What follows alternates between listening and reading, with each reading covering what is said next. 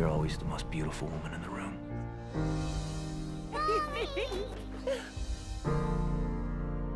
I like the hat.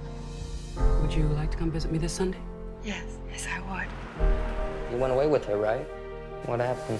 You're in a trance. I'm wide awake. I've never been more awake in my life. Why don't you leave me alone? Carol is set in the early 1950s, and it follows the unexpected love affair between two women of different ages and different social settings. I think it's a very beautiful story about forbidden love and what that meant for two people's hearts.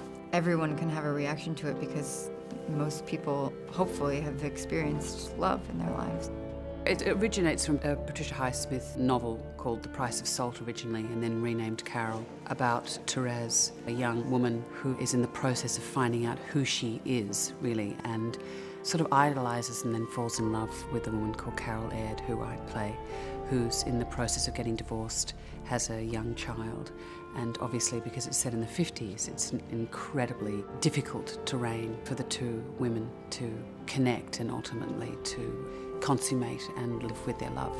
Most of Patricia Highsmith's novels are about sort of the criminal mind, and this is her only novel that's not about the criminal mind, it's about the amorous mind. What a strange girl you are. Why? Flung out of space. And so crime and the whole sense of this love being an illicit love lurks through the story.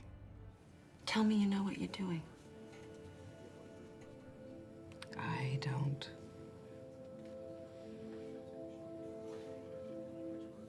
I never did. I thought it was a really beautiful coming-of-age story. They're both at very different points in their lives, but they both are deciding what kind of women they want to be, what kind of lives they want to have, and they're both deciding whether or not they're going to live by their truth. I should have said no to you, but I never say no. And it's selfish because I just take everything and I don't know anything and I don't know what I want. How could I when all I ever do is say yes to everything? She didn't even know that what she felt for Carol was love because she was a woman. She had no experience of that. So you witness someone almost learning how to walk. And the interesting thing about the balance of the screenplay is that just when Therese starts to reform herself in a mature way, it's when Carol starts to come apart and really needs Therese, but Therese starts to be the one who's remote. It's a terrible moment where you think that they're going to just circle one another and keep missing one another. I mean, that's what makes the film truly, deeply romantic, I think. Generally, in these coming-of-age tales, women are defined by the way that men look at them. So you get her back safe and sound? And this was an opportunity to explore here a young woman who didn't see the world through the eyes of men. But above all other things, it is a very simple story about how it feels to fall in love.